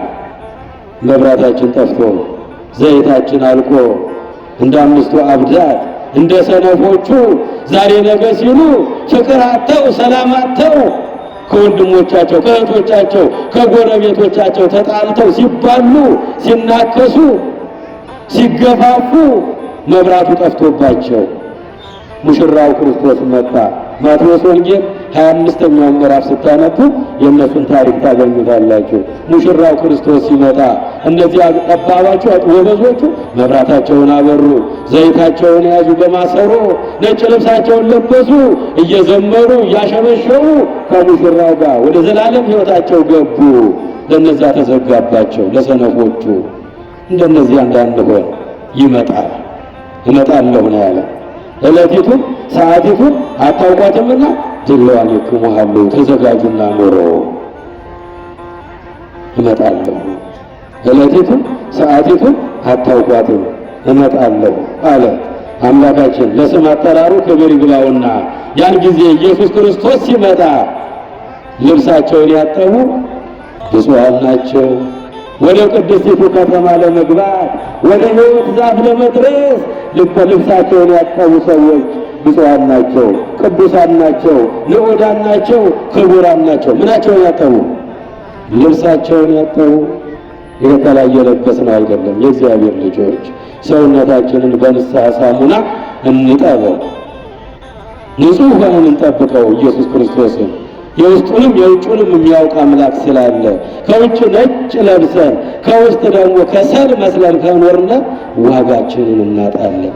እንደ አምስቱ ጠባባት በሩ ደጁ ይዘጋብናል። አላውቃችሁም ይለናል፣ ከኔ ወግዱ ይለናል። የእግዚአብሔር ልጆች ያን ጊዜ በሚመጣ ጊዜ ለፍርድ ወደ ሕይወት ዛፍ ወደ ሥጋና ደም ለመድረስ ወደ ቅድስቲቱ ከተማ ወደ ሰማያዊት ኢየሩሳሌም ለመግባት ልብሳቸውን ያጠቡ ንዑዳን ናቸው፣ ክቡራን ናቸው፣ ብፁዓን ናቸው። ልብሳችን ታጥቦ ይሆን? ንስሐ ገብተን ይሆን? ከሰዎች ጋር ታርቀን ይሆን? ዘይቱ አለ ይሆን? የእግዚአብሔር ልጆች መብራቱ በርቶ ይሆን? ወይስ እዛም እዚህም እየረገጥን ቀኑ መሽቶብን ይሆን? ወደ ራሳችን እንመልከት፣ ራሳችንን እንይ። ይመጣል ሙሽራው ክርስቶስ። ይህች ቀን የምታስፈራ ናት። ይህች ቀን እውነት ከሐሰት የሚገለጥባት፣ ብርሃን ከጨለማ የሚገለጥባት፣ ኃጢአተኛው ከጻድቅ የሚለይባት፣ ክፉ ከደግ የሚለይባት ይህች ቀን ሰዎች እንደ ሥራቸው ዋጋቸውን የሚቀበሉባት የፍርድ ቀን ናት። የሕይወት ሳራችን ፋይላችን የሚከፈትባት ቀን ናት። ይመጣል መድኃኔዓለም። ያን ጊዜ ልብሳቸውን ያጠቡ ንዑዳን ናቸው፣ ክቡራን ናቸው። ወደ ቅድስቲቱ ከተማ ወደ ሰማያዊት ኢየሩሳሌም ወደ ሕይወት ዛፍ ወደ ቅዱስ ሥጋዬ ወደ ክቡር ደሜ ለመቅረብ ልብሳቸውን ያጠቡ ንስሐ የገቡ ከወንድሞቻቸው ጋር ከእህቶቻቸው ጋር ይቅር የተባባሉ መምጣቴን እየጠበቁ በንስሐ ተዘጋጅተው የሚኖሩ እነሱ ንዑዳን ናቸው፣ ክቡራን ናቸው፣ ብፁዓን ናቸው፣ ቅዱሳን ናቸው አለ መድኃኒታችን ኢየሱስ ክርስቶስ። አምስቱ ነውረኞች ግን ወደ ቅድስቲቱ ከተማ አይገቡም። እየሰማችሁ ነው? ከቃሉ ጋር ናችሁ? እግዚአብሔር ይስማችሁ፣ የልቦናችሁን ደጅ ይክፈትላችሁ። አምስቱ ምኖች አልኳችሁ? አምስቱ ነውረኞች ወደ ቅድስቲቱ ከተማ አይገቡም። ክርስቶስ ሲመጣ ለፍርድ ሲመጣ ዓለምን ሊያሳልፍ ሲመጣ እንደ ስራችን ዋጋ ሊከፍል ሲመጣ አምስቱ ነውረኞች ወደ ቅድስቲቱ ከተማ አይገቡም። አምስቱ ምን አልኳችሁ? ጮክ በሉና ንገሩ። አምስቱ ነውረኞች ወደ ቅድስቲቱ ከተማ አይገቡም። ወደ ቅድስቲቱ ከተማ አይገቡም። ዮሐንስ ራእይ ምዕራፍ 22 ቁጥር 15 ላይ የመጀመሪያው አስማተኞች ወደ እግዚአብሔር መንግሥት አይገቡም። እየሰማችሁኝ ነው? ምኖች አልኳችሁ? አስማተኞች፣ መተተኞች፣ ሟርተኞች፣ በሰው ላይ ድግምት የሚያስደግሙ የሚያስጠነቁሉ፣ ሰውን በሽተኛ አድርገው በየጸበል ቦታው እንዲንከራተት ከሰውነት ተዋርዶ የሚያደርጉ አስማት የሚሰሩ አስማተኞች ወደ እግዚአብሔር መንግሥት አይገቡም። ሰማይ ምድር ያልፋል፣ ቃሌ ግን አያልፍም አለ። ለስም አጠራሩ ክብር ይግባውና አስማተኞች ወደ ቅድስቲቱ ከተማ አይገቡም። ለፍርድ ስመጣ አምስቱ ውሾች፣ አምስት ነውረኞች ወደዚያች ሀገር ውስጥ የመግባት እድል የላቸውም። ደጃፉ ይዘጋባቸዋል።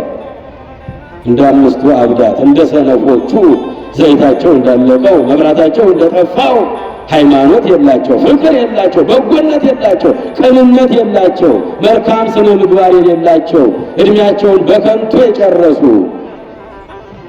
አስማተኞች አንደኛ በሰው ላይ መተት የሚያስመትቱ የሚያሟርቱ የሚጠነቁሉ ምናምን እያስደገሙ በየሰው ደጃፍ ላይ የሚጥሉ ደም የሚያፈሱ የሚረጩ ሰው በሽተኛ እንዲሆን ቀልቡን እንዲያጣ ተቅበዝባዥ እንዲሆን ስንቱ በሽተኛ ሆኗል። የእግዚአብሔር ልጆች እንደ ሰው ክፉ ፍጥረት አለ። እነዚህ ግን የእግዚአብሔር መንግሥት አይገቡም።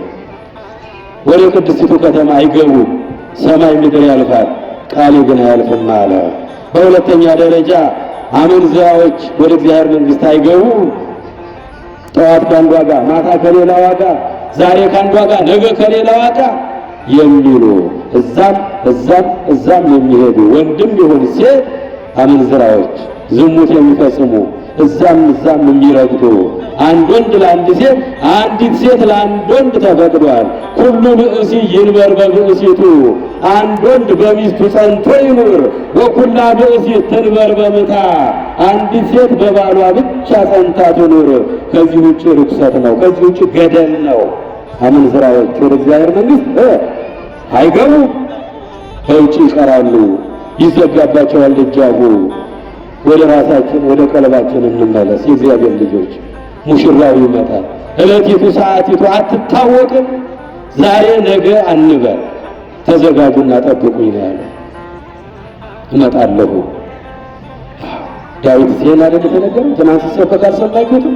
እግዚአብሔር ሰገሃደ ይመጽእ ወአምላክነ ኢያረምም እሳት ይነድድ ቅድሜሁ መዝሙር 49 ቁጥር 3 ላይ እግዚአብሔር ግልጥ ሆኖ በክበበ ትስብእት በግርማ መለኮት በቅዱሳን እልፍ አእላፋት መላእክት ታጅቦ አምላክ ከሰማይ ወደ ምድር ይመጣል። የእግዚአብሔር ልጆች እግዚአብሔር ሰገሃደ ይመጽእ ግልጥ ሆኖ በክበበ ትስብእት በግርማ መለኮት ሊተፋበት አይደለም፣ ሊረገጥ አይደለም፣ ሊሰደድ አይደለም፣ ሊራብ አይደለም፣ ሊጠማ አይደለም፣ ሊታሰር አይደለም፣ ሊገረፍ አይደለም፣ ሊሰቀል አይደለም። ሰማይ ምድሩን እያቀለጠው ይመጣል መድኃኔዓለም። ምድርም ትንቀጠቀጣለች፣ ሰማያትም ይቀልጣሉ። እልፍ አእላፋት የሰማይ መላእክት አጅበውት ይመጣሉ። መጥቶም ዝም አይልም። ወአምላክነ ኢያረምም ዝም አይልም። ዛሬ ኃጢአት ስንሰራ እያየ እንዳላየ ዝም ይለናል፣ ያልፈናል፣ ይታገሰናል። ዛሬ ንስሐ ይገባሉ፣ ነገ ይመለሳሉ፣ እስቲ ዕድሜ ልስጣቸው እያለ ይጠብቀናል። እጁን ዘርግቶ ይጠብቀናል፣ የማይሰለቸን አምላክ። ያን ጊዜ ግን ለፍርድ ሲመጣ ዝም አይልም። ወአምላክነ ኢያረምም መጀመሪያ ሲመጣ ከድንግል ማርያም ሲወለድ የዛሬ 2000 ዓመት እንደመጣ ሲያሰድዱት ዝም፣ ማረፊያ ሲያጣ ዝም፣ ሲሰደድ ዝም፣ ሲያስሩት ዝም፣ ምራቅ ሲተፉበት ዝም፣ በጡጫ በርግጫ ሲመቱት ዝም፣ ጲላጦስ ፊት አቁመው ምራቃቸውን ሲተፉበት፣ ሲወጉት፣ ሲቸነክሩት ዝም። ያን ጊዜ አሁን ሲመጣ ግን ዝም አይልም። የምድር አሕዛብ ሁሉ ዋይ ዋይ ዋይ እያሉ ያለቅሳሉ። የወጉት ሁሉ ያዩታል፣ እንባቸው እንደ ክረምት ውሃ ይፈሳል። ይመጣል መድኃኔዓለም። አመንዝራዎች ወደ እግዚአብሔር መንግሥት አይገቡም። አምስቱ ነውረኞች የእግዚአብሔርን ፊት ማየት አይችሉም። ሦስተኛው ነፍሰ ገዳዮች። እየሰማችሁኝ ነው? ከቃሉ ጋር ናቸው። ልዑል እግዚአብሔር ከሁላችን ጋር ይሁን። የልቦናችንን ደጅ ይክፈትልን። ሦስተኛው ምን አልኳችሁ? ጮክ ብላችሁ ንገሩ። ሦስተኛው ምን አልኳችሁ? ነፍሰ ገዳዮች የእግዚአብሔር መንግሥት አይወርሱም። የሰውን ደም አታፍሱ። የሰውን ደም የሚያፈስ ደሙ ይፈሳል። እግዚአብሔር ሰውን በመልኩ በምሳሌው ፈጥሮታልና ኦሪት ዘፍጥረት ምዕራፍ 9 ቁጥር 5-6 ላይ የእግዚአብሔር ልጆች የሰውን ደም አታፍሱ፣ የሰውን ደም አታፍሱ። የሰው ደም የሚያፈስ ደሙ ይፈሳል። ከአምስቱ ነውረኞች አንዱ ነፍሰ ገዳይ የእግዚአብሔር መንግሥት አይወርሱም። ጽንስ የምታስወርዱ እህቶቻችን ራሳችሁን ግዙ። ራስን መግዛት ነው ትልቁ ነገር። የእምነት ዋናው መሰረት ራስን መግዛት ነው። እንደ እንስሳ ዝም ብለን መሄድ የለብንም። በእውነቱ በየቀኑ የሚፈሰው ደም አለ። በየሆስፒታሉ ተደብቀው ስንት ሕፃናት ናቸው በጉጠት እየተመዘዙ የሚጣሉት ደማቸው የሚፈሰው። እግዚአብሔር ሰውን በመልኩ በምሳሌው ፈጥሮታልና አንዲት ሴት ጽንስ ከያዘች በ40 ቀኑ ሰው ተሰርቶ ያልቃል። እየሰማችሁ ነው? ከ40 ቀን በኋላ ሰው ሆኗል። ቁመቱ አላወጣም፣ አላደገም፣ ወደ ምድር አልመጣም፣ ወደዚች ዓለም አልመጣም እንጂ በእናቱ ሆድ ውስጥ ዓለም አድርጎ 9 ወር ከ5 ቀን ይቆያል እንጂ ሰው ተፈጥሯል። የፈጠረው ደግሞ እግዚአብሔር ለምን እንደሆነ እሱ ያውቃል። ጻድቅ ሊሆን፣ ቅዱስ ሊሆን፣ መምህር ሊሆን፣ ሊቀ ጳጳስ ሊሆን፣ አገር ሊባርክ፣ ወይ የሀገር መሪ ሊሆን፣ ወይ ሰማዕት ሊሆን እንደ ቂርቆስ ማን ያውቃል? እግዚአብሔር ብቻ ያውቃል። ሰውን በመልኩ ፈጥሮታልና የሰው ደም የሚያፈስ ደሙ ይፈሳል። ነፍሰ ገዳዮች የእግዚአብሔር መንግሥት አይወርሱ። ለፍርድ ሲመጣ በግራ ይቆማሉ። ከቁራ 7 እጅ ጠቁረው ጨለማ ለብሰው ፍጹም ዲያብሎስን መስለው በግራ ቆመው ዋይ ዋይ ዋይ እያሉ ያለቅሳሉ። ነፍሰ ገዳዮች የእግዚአብሔር መንግሥት አይወርሱም። ዛሬ በየሆስፒታሉ የሚፈሰው ደም ብዙ ነው። የእግዚአብሔር ልጆች ጽንስ ብዙ ጊዜ ይወርዳል። ወጣቶች በስሜት እየተነዱ እንደ እንስሳ ከቤተሰብ ፈቃድ ውጪ ቤተሰብ ሳይፈቅድላቸው መርቆ ወደናል ፈቅደናል ብሎ ሽማግሌ ተልኮ በወጉ በባህሉ እግዚአብሔር በሚወደው መንገድ ሲሆን ጋብቻ ቅዱስ ነው። መኝታው ንጹህ ነው። አልጋውና ምንጣፉ ተራሱ የተባረከ ነው። ሴሰኞች፣ አመንዝረኞች፣ ዝሙት የሚፈጽሙ እግዚአብሔር በነፍስ በሥጋ ይፈርድባቸዋል። በሁለት ዓለም ቅጣት ነው ያለው። የሰማችሁ ነው? አዎ፣ ነፍሰ ገዳዮች የእግዚአብሔር መንግሥት አይወርሱ። አራተኛ ጣዖት አምላኪዎች የእግዚአብሔር መንግሥት አይወርሱ። ጣዖት አምላኪዎች የሚያድን የሚገድል የሚሰጥ የሚነሳ የሚሾት የሚሽር ከፍ ዝቅ የሚያደርግ እግዚአብሔር አምላካችን ብቻ ነው። የታምልክ ባዕደ አምላከ ዘእንበሌ፣ ከኔ በቀር ሌላ አምላክ አታምልኩ። ሁሉን የሚያደርግ እግዚአብሔር ብቻ ነው። ቀንና ሌሊቱን፣ ብርሃንና ጨለማውን፣ ክረምትና በጋውን፣ መዓልቱና ሌሊቱን፣ ብርሃንና ጨለማውን የሚያፈራርቀው አምላካችን እሱ እኮ ነው። እግዚአብሔር ልጆች በሥጋ ለባሽ አትደገፉ። ጣዖት አምላኪዎች የእግዚአብሔር መንግሥት አይወርሱም። አምስቱ ነውረኞች ወደ ቅድስቲቱ ከተማ ሊገቡ አይችሉም፣ እድል የላቸውም። በአምስተኛ ደረጃ ውሸታሞች፣ እነዚህ ከቅድስቲቱ ከተማ ውጭ ይሆናሉ። ውሸታሞች፣ ሐሰተኞች፣ ሐሰት የዲያብሎስ ነው። አንትሙሰ ትገብሩ ግብረ አቡክሙ፣ እናንተ የአባታችሁ የዲያብሎስ ልጆች ነው ያላቸው መድኃኔዓለም። አይሁዶች እየዋሹ ኢየሱስ ክርስቶስ ጎባጣ ሲያቀና፣ ዕውር ሲያበራ፣ ለምጽ ሲያነጻ፣ የሞተ ሲያነሳ፣ አጋንንት ሲያወጣ ይህ እኮ አምላክ ነኝ ይላል እንጂ ውሸቱን ነው። አባቱ ዮሴፍ ነው፣ እናቱ ማርያም ናት፣ ወንድሞቹ እነ ዮሐንስና ያዕቆብ ናቸው፣ አጎቶቹ አክስቶቹ በዚህ ሰፈር እነ ከሌ እኮ አጎቶቹ አክስቶቹ ናቸው ይሉት ነበረ። ማእምረ ሕዋት ልብን ኩላሊትን መርምሮ የሚያውቅ አምላክ ዘወር አለና አንትሙሰ ትገብሩ ግብረ አቡክሙ፣ እናንተ የአባታችሁን የዲያብሎስን ሥራ ትሰራላችሁ። አባታችሁ ዲያብሎስ ሐሰተኛ ነው፣ የሐሰት መገኛ፣ የሐሰት ምንጭ ነው። የኔ አይደላችሁም፣ የዲያብሎስ ልጆች ናችሁ አላቸው። ከዚህ ሰውረን መድኃኔዓለም። ሐሰተኞች የእግዚአብሔር መንግሥት አይወርሱ። አምስቱ ነውረኞች ከቅድስቲቱ ከተማ ውጭ ይሆናሉ። ኢየሱስ ክርስቶስ ለፍርድ ሲመጣ እግዚአብሔር ሰገሃደ ይመስል ወአምላክነ ኢያረምም እሳት ይነድድ ቅድሜሁ። የእግዚአብሔር ልጆች አውዶሂ አውዶ ብዙ አለ ልበ አምላክ የተባለው ነቢይ እግዚአብሔር ዳዊት አባታችን እግዚአብሔር ይመጣል፣ እንደወጣ አይቀርም። ይህ ሲወጣ እንዳያችሁት እንደወጣ አይቀርም፣ ተመልሶ ለፍርድ ይመጣል።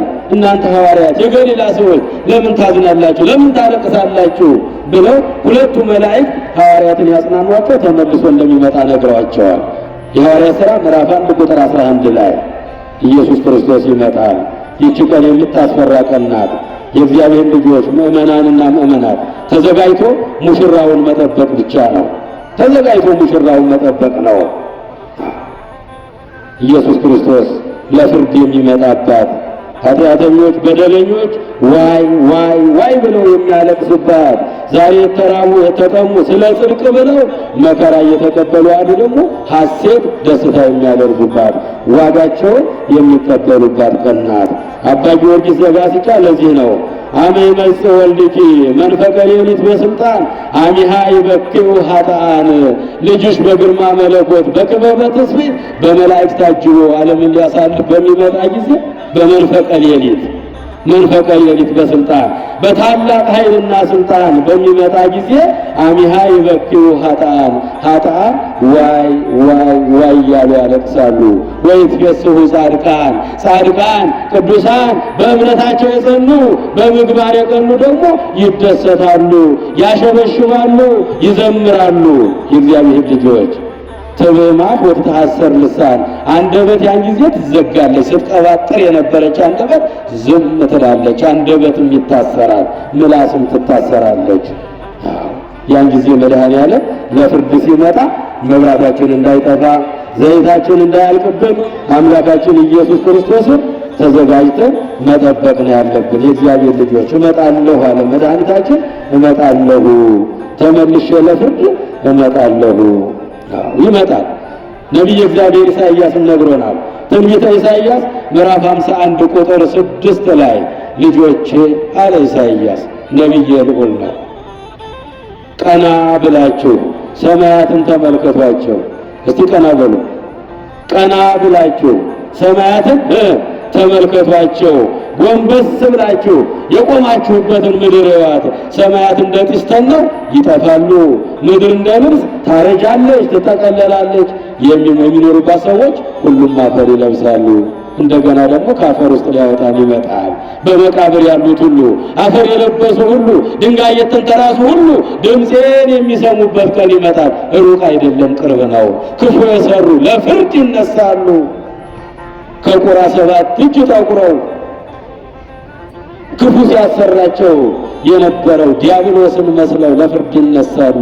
በጎ የሰሩ በሃይማኖት የጸኑ በምግባር የቀኑ በጾም በጸሎት እግዚአብሔር የሚወደውን እንደ ፈቃዱ እንደ ትእዛዙ ጸንተው የኖሩ ከፀሐይ 7 እጅ አብርተው ይነሳሉ። ዮሐንስ ወንጌል ምዕራፍ 5 ቁጥር 28 ላይ በመቃብር ያሉ አፈር የለበሱ ድንጋይ የተንተራሱ ሁሉ ድምፄን የሚሰሙበት ቀን ይመጣል። ድምፁን የምንሰማበት ቀን ነው። በቅዱሳን መላእክት ታጅቦ ነጋሪቱ እየተወሰነ የሚመጣባት ቀን ነች ደብረ ዘይት። የእግዚአብሔር ልጆች ደብረ ዘይት ዳግመኛ ለፍርድ የሚመጣበት ቀን ነው። ወአምላክ ነህ እያረምም መጥቶ ዝም አይልም። የመጀመሪያው ምጽአቱ ዝም አለ። መከራ ሲመጣበት ዝም፣ ሲራብ ዝም፣ ሲጠማ ዝም፣ ሲታሰር ዝም፣ ሲገረፍ ዝም፣ ሲሰቅሉት ዝም፣ በችንካር ሲወጉት ዝም። ወአምላክ ነህ እያረምም አሁን ሲመጣ ግን ዝም አይልም። ኃጢአተኞች ያለቅሳሉ፣ ዋይ ዋይ ዋይ ይላሉ። የወጉት ሁሉም ያውታል። የተቸነከረበት ችንካሩን፣ የተወጋበት ጦሩን፣ የታሰረበት ገመዱን ይዞ ቅዱሳን እልፍ አእላፋት የሰማይ መላእክት ከበውት አምላካችን ኢየሱስ ክርስቶስ ከሰማይ ወደ ምድር ይመጣል። ሊቀ መላእክት ቅዱስ ሚካኤል፣ ቅዱስ እግዚአብሔር፣ ቅዱስ ኃያል፣ ቅዱስ ሕያው ዘኢይመውት ዘተወልደ ማርያምን ቅድስት ድንግል እያለ የመጀመሪያውን አዋጅ እያወጀ መለከቱ እየተነፋ ነጋሪቱ እየተወሰነ ይመጣል። ያን ጊዜ መሬት ትንቀጠቀጣለች። አመ ይመጽእ ወልድኪ ምስለ አእላፍ መላእክቲሁ ትርዕድ ምድርም ግርማሁ ሰአሊ ለነ ማርያም በቅድሜሁ። አባ ጊዮርጊስ የእግዚአብሔር ልጆች ልጅሽ በግርማ መለኮት በክበበ ትስብእት በመላእክት ታጅቦ በሚመጣ ጊዜ መሬት ትንቀጠቀጣለች፣ መድረሻ ታጣለች፣ ሰማያት ይታረሳሉ፣ ይቀልጣሉ። አመ ይመጽእ ወልድኪ ምስለ አእላፍ መላእክቲሁ በመላእክት ታጅቦ በሚያስፈራ ግርማ መለኮት በሚመጣ ጊዜ መሬት ትንቀጠቀጣለች፣ ሰማያትም ይቀልጣሉ። ሰአሊ ለነ ማርያም በቅድሜሁ እመቤቴ ድንግል ማርያም ሆይ ለእኛ ለኃጢአተኞች ያን ጊዜ ተንበርክከሽ ለምኝልን፣ ትለምንልን እመቤታችን፣ ታስታርቀን እመቤታችን። በየትኛው ሥራ ነው ፊቱ የምንቆመው? እግዚአብሔር ልጆች ምን መልካም ሥራ አለንና ነው? ምንም እኮ የለንም እኮ በእውነቱ። የአምላክ እናት ትቁምልን። ሰአሊ ለነ ማርያም በቅድሜሁ እመቤታችን ድንግል ማርያም ሆይ ያን ጊዜ ለእኛ ለበደለኞቹ ለእኛ ለኃጢአተኞቹ ለምኝልን እንበላት። እንደ አባ ጊዮርጊስ ለምኝልን እንበላት። ቀና በሉ፣ ሰማይን ተመልከቱ፣ ጎንበስ በሉ፣ ምድርን እዩ። ሰማያት እንደ ጢስ ተነው ይጠፋሉ፣ ምድር እንደ ልብስ ታረጃለች፣ ትጠቀለላለች። የሚኖሩባት ሰዎች ሁሉም ይሞታሉ። ያን ጊዜ ምጽአት ይሆናል፣ አምላክ ይመጣል።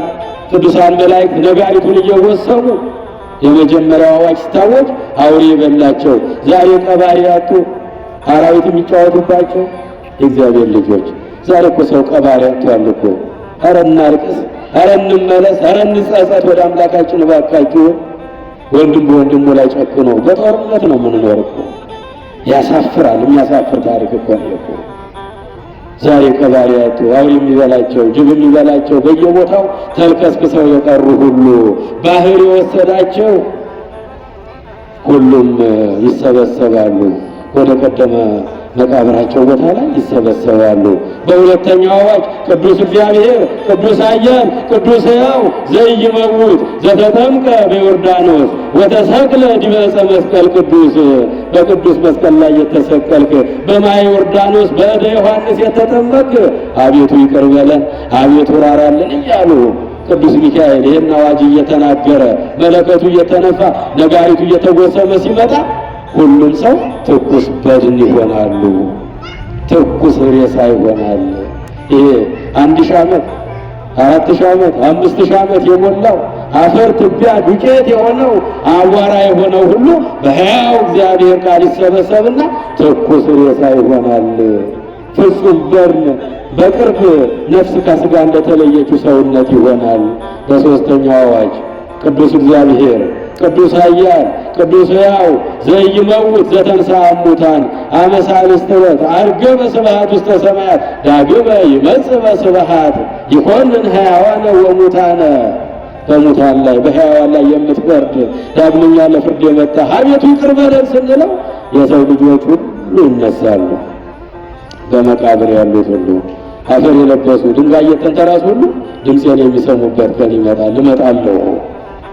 እመጣለሁ ክፉ የሰሩ ለፍርድ ከቁራ 7 እጅ ጠቁረው ያለቅሳሉ፣ ዋይ ዋይ ይላሉ። አሚሃ ይከውን አዋያት ዘኢይበቁ አዋያት።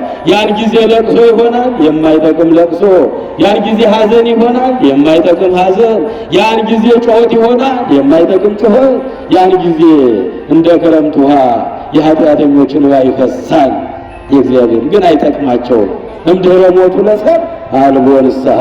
ሰው ከሞተ በኋላ ቆይ ንስሐ ልግባ፣ ቆይ ነፍስ አባት ለያዝ፣ ቆይ ይችን ጉዳይ ልንገራቸው ሊባል አይቻላችሁምና ሳላችሁ በሕይወት ወቁበት። በሕይወት እያለን ንስሐ እንግባ። በሕይወት እያለን አንሞት። ለምን በሕይወት እያላችሁ ትሞታላችሁ? የሟቹን ሞት አልወድም። ተመለሱ፣ ንስሐ ግቡ፣ ተመለሱና ከአባታችሁ ከኔ ጋር በሕይወት ኑሩ ይለናል። ንስሐ ከእግዚአብሔር ጋር የምንታረቅበት ወርቃማ መሰላል ነው። የእግዚአብሔር ልጆች የማይበድል የማያጠፋ የማይሳሳት የለም። ንስሐ ገብተን ተዘጋጅተን በሃይማኖት ጸንተን በምግባር ቀንተን ሙሽራው ክርስቶስን እንጠብቀው። እስከ መጨረሻው የጸና እርሱ ይድናል። እስከ መጨረሻው በእምነቱ የጸና እርሱ የሕይወትን አክሊል ይቀበላል።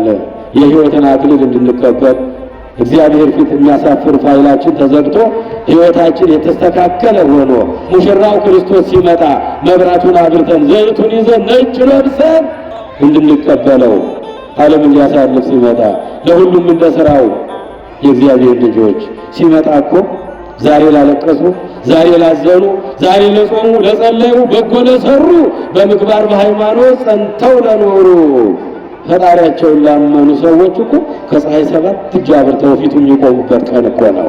ማቴዎስ ወንጌል ምዕራፍ 13 ቁጥር 43 ላይ ያን ጊዜ ለፍርድ ሲመጣ መድኃኒታችን ኢየሱስ ክርስቶስ ዓለምን ሊያሳልፍ ሲመጣ ጻድቃን፣ ቅዱሳን፣ ደጋግ ሰዎች ከፀሐይ 7 እጅ አብርተው በፊቱ ይቆማሉ።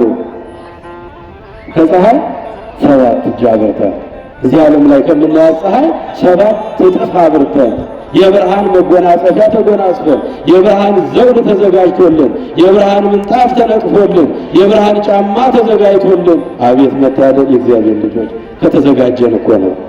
ያን ጊዜ በጎ የሰሩ በሃይማኖት የጸኑ ሙሽራው ክርስቶስን ይመጣል ብለው በእምነት ጸንተው ንስሐ ገብተው ለሚጠብቁ ከፀሐይ 7 እጅ አብርተው በፊቴ ይቆማሉ።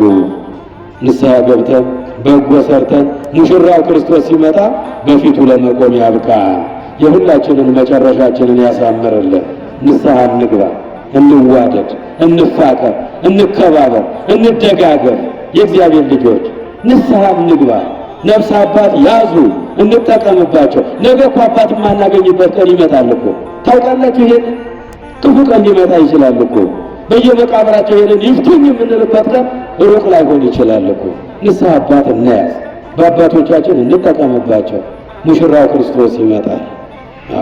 የመምጣትህና የዓለም መጨረሻ ምልክቱ ምንድን ነው? ንግረነ ማእዜ ይከውን። መቼ ነው እንዲሆነው? ምልክቶቹስ ምንድን ናቸው? ይኸው ዘርዝረን ተማርናቸው። እግዚአብሔር አስተማረን። እግዚአብሔር መከረን፣ እግዚአብሔር ገሰጸን። ሁላችንም ለንስሐ ያብቃን። ንስሐ ገብተን በጎ ሰርተን ተፋቅረን ሙሽራው ክርስቶስን ለመጠበቅ ያብቃን። ያስተማረን የመከረን የገሰጸን የአባቶቻችን አምላክ የቅዱሳን አምላክ ስሙ ይክበር ይመስገን። የሰማነውን ቃል እግዚአብሔር በልቦናችን ይጻፍልን። 30፣ 60፣ 100 ፍሬ አፍርተን የስሙ ቀዳሾች የመንግስቱ ወራሾች ለመሆን ያብቃል። የሁላችንን ፍጻሜ ያሳምርልን። እስከ መጨረሻው በሃይማኖቱ የጸና እርሱ ይድናል። በሃይማኖት ጸንተን ለመኖር ያብቃል። ኢየሱስ ክርስቶስ ጽኦመ ስም ለዘይጼውኦ